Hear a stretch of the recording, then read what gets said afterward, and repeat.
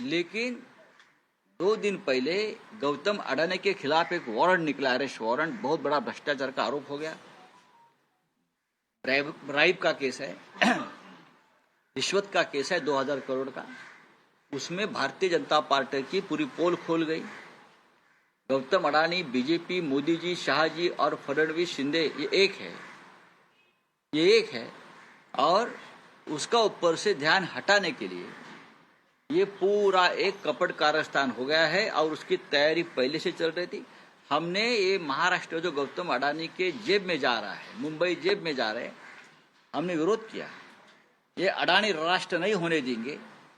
तो इसके लिए इस प्रकार के नतीजे महाराष्ट्र के ऊपर लाद गए हैं। ये जनता का कौल हो ही नहीं सकता। महाराष्ट्र की जनता का मन हमें मालूम है, ये हो ही नहीं सकता है। राउत साहब, दिख रहा है कि लाडली बहन जो सरकार की, अरे लाडली भाई, यहाँ लाडले भाई है, लाडले नाना जी है, लाडले दादाजी है, सब कुछ लाडले है ना यहाँ। हमको मालूम है क्या है ये।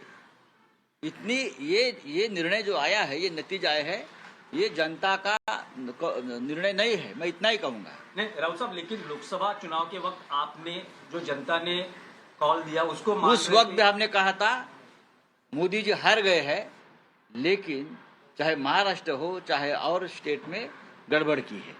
महाराष्ट्र के नतीजे भी उससे ज्यादा आने वाले थे अच्छे। हमारी 4 या 5 सीटें लोगों ने चोरी की है, मैं आपको बता रहा हूँ।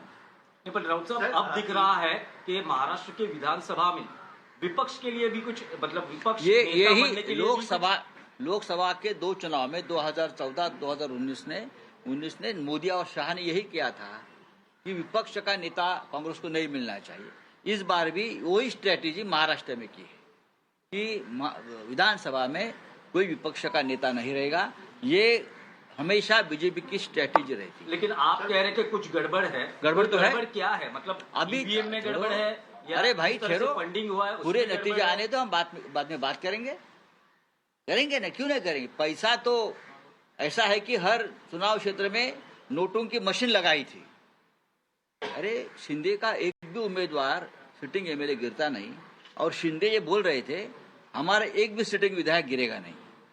आपको मालूम होगा तो मैं इस्तीफा दूंगा। ऐसा होता है क्या चुनाव में कभी? हमारा एक भी नहीं गिरेगा। ये कौन सा भरोसा है? ये कौन सा लोकतंत्र है?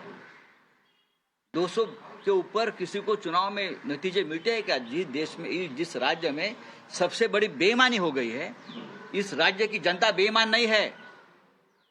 ये नतीजे ऐसे दिए अपने कि अपने राज्य को, जनता को बेईमान ठहराया है। नहीं राउत साहब, इस राज्य की जनता बेईमान नहीं है। जो नतीजे आ रहे वो महाविकास आघाड़ी को कबूल है नहीं। तो आगे की क्या भूमिका रहेगी? नतीजे कबूल नहीं है, मैं मानता हूं जनता को भी नतीजे कबूल नहीं है। जनता को भी ये जनता का निर्णय नहीं हो सकता है। मैं बार बार बोल रहा हूं और मुझे बार बार आप वही सवाल पूछ रहे हैं।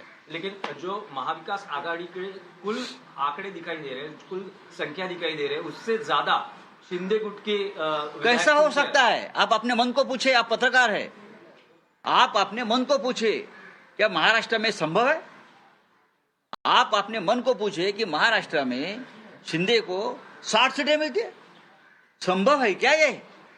अजीत पवार को 40 सीटें मिलती है, क्या ये संभव है? भारतीय जनता पार्टी को 125 सीटें मिलती है, क्या संभव है? क्या इस राज्य की जनता भी बेईमान है? इस राज्य की जनता बेईमान नहीं है, उसके ऊपर हमारा विश्वास है। चलिए, थैंक यू।